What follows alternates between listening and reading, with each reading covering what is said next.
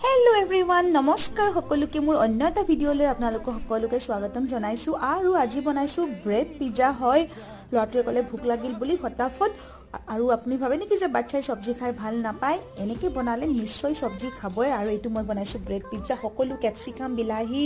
পিয়াজ আৰু sweet corn paneer সকলো দি অকনমান তেলত ভাজি লৈছো সো দ্যাট ভালকে সিজে বস্তুখিনি আৰু পনীৰ দিছো অকনমান টেষ্টৰ কাৰণে আপোনালোকে কেতিয়াবা নন ভেজও দিব পাৰে চিকেন টিকেন থাকিলে যোনে খায় মানে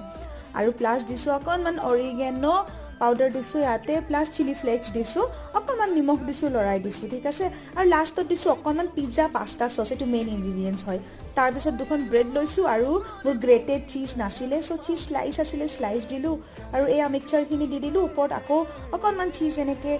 কুটি কেনে দি দিছো গ্ৰেটেড চীজ থাকিলে গ্ৰেট কৰি দিব পাৰে বেছি ভাল লাগে তাৰ পিছত ফটাফট তাৱাখন বহাই দিছো অকনমান বাটাৰ গ্ৰীজ কৰি লৈছো আৰু খেকিছো এয়া